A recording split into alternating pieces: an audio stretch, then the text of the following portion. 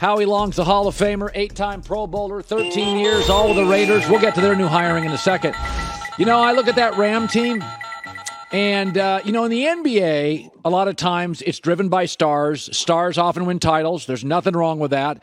But the NFL's always been sort of like, you got one or two guys, but it's a community. You can't be bad at guard, or everything has to work. And so the Rams decided we're not going to pick in the first round. We're going to go get guys and give up first round. Nobody else is doing this model. Are you a little surprised it has worked? Think about all the pressure that Sean McVay, Les Snead, and, Stan Kroenke builds a $5 billion stadium. And I think he certainly made it abundantly clear that he wanted the team in the Super Bowl in his own stadium. I think they made the choice that they were going to win now. And they weren't – I think the last time they had a first-round pick, Barack Obama was in office. That just tells you something about their philosophy. Les Snead, that group, Sean McVay, they pushed their chips into the center. And, I think Matthew Stafford has come up big. He's as advertised. And Odell certainly, at first was kind of slow to assimilate to their team. And they figured him out, and he figured them out. And over 100 yards yesterday. And, they had that all day. They were playing off coverage. And Kupp does he push a Space Ghost button and just disappear? Why is he not covered? And I think the big key was, these two teams know each other, and it was going to be a slobber knocker game. And, I think Kittle talked about it being a body bag game. And, that hit that Deebo Samuel took, he might be seriously, Colin. I've seen a lot of tough people over the years, and he's one of the toughest people I've seen. Yeah, they rely on him a great deal, but they took the run game away, which is something that they've struggled to do versus the Niners in previous matchups, and they put it on Jimmy Garoppolo's shoulders. And you're going to get a little bit of this, a little bit of that, and in Jimmy's defense. He's playing with a shoulder. He's playing with a thumb. That's right. And, he's not complaining, and people who play with him, my son Chris played with him, and to a guy in that locker room, they love Jimmy Garoppolo. Yep. And he's come up big in big situations. But at the end of the game, Aaron Donald, who had been quiet, and I think San Francisco does a good job, doubling him and keeping him kind of on his heels a little bit. Had the big play at the end of the game, which I was happy for him. What do we make? Listen, this stuff is long. It's a long road. I think Mahomes was so spectacular to start. We all kind of freaked out and gave him 9 Super Bowls. And it's like Peyton Manning's 4th year was rough.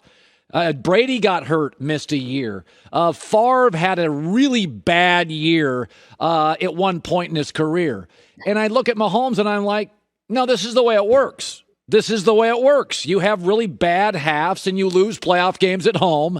And I don't take much from it. I'm like, we can beat up Andy Reid for the play calling, but I'm like, listen, man, look at the AFC. You have all these superstar young quarterbacks. Like, this is what we're going to see with him. A Super Bowl, a loss, a home loss. I'm okay. I don't think anything negative about the Chiefs today. Do you? No, I think I would have liked to have seen the pass rush get home more. Particularly after Tennessee with 9 sacks and 13 hits. My anticipation was that they would get there more. Let's not forget, Patrick Mahomes threw 5 touchdowns in the wild card round. Patrick Mahomes and Josh Allen put on one of the greatest quarterback shows I've ever seen, and I was at the stadium. It was amazing. In 13 seconds, Joy mentioned the timeout, and I agree, and that's a credit to Andy Reid. Versus Dallas. Dallas has got more time. They have no timeouts, and you're in that situation for a reason. But I think we can't, read too much into it. I think this is an offense that is used to being dynamic. Patrick Mahomes is so confident, so uber talented that he thinks he can do anything. And I get that and appreciate that. The call, I don't necessarily disagree with the call. I think what they would want him to do, and I think if Patrick had it back, Patrick would throw the ball on the ground and kick the field goal. Not getting points right before the half one, and Jimmy and I talk about this all the time. It's that momentum at the end of the half, and I think that kind of gave Cincinnati a little bit more life going into the second half. So your Raiders did not go with the interim coach, and some interim coaches have been huge hits. Some have failed. Some, like Mike Tyson, Wayne Fontes, have been fine. They've not been great, but they've been very solid. So there is no interim coach always works or always fails. People can say that. It's just simply not true. We looked it up last week. I do like this. I do like offensive coach with Derek Carr, because my contention is Derek's always been way better than people think. He's a top 12 quarterback, and I think if you've got one of those top 12 quarterbacks, you can win a Super Bowl. What your takeaway on the Raiders hire? Well, I think Josh McDaniels is a great hire right now. And I think, people were overly critical of his time in Denver. And I think if he had to do it over again, and I think this is something that he's discussed in great detail with Bill, is he tried to do too much.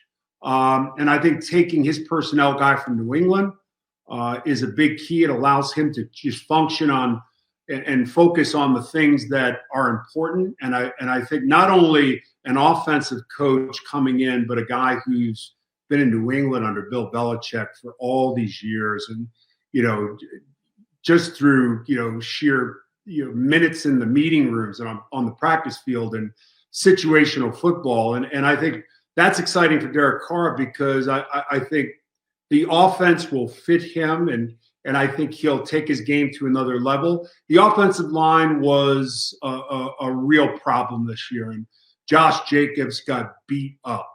And I think they have to address the offensive line. And I think once they do that, Josh Jacobs is a dynamic running back. He's physical. He has a lot of that Deebo Samuel in him, where he's just so a willing participant in contact. And that's hard to find. I think Brady's retiring. I think he wants to control the retirement announcement, but people I trust have said, Tom's decided to close it out, which I like the fact that he's closing out like Elway or Roger Staubach, where he's really still outstanding. He's not limping into the sunset. It's the Derek Jeter model, which is you got more, but it's time. I'm very comfortable with it. I look at him as that's the way I wish my stars all retired. If he does retire, it's not official yet. How surprised are you? I'm not surprised. When I made the choice to retire, the biggest factor was my family, and I had an 8-year-old that I obviously lived with and functioned with, but and was a father to, but and it was Chris, and I wanted to have a better relationship and wanted to be a bigger part of that. And I'll never regret that. And you coach Little League Baseball for 7 years, you coach high school football for 7-8 years. And that's the time that, because as you know, Colin, it flies by. Yep. And pretty soon they got a driver's license, they're pulling out of the gate and they're gone. And I respect him for that. To me, the thing that, in trying to define Tom, what he did in Tampa Bay was he lifted an entire organization to a level of excellence that they haven't had in years, and I think he raised the coaching staff's level of performance.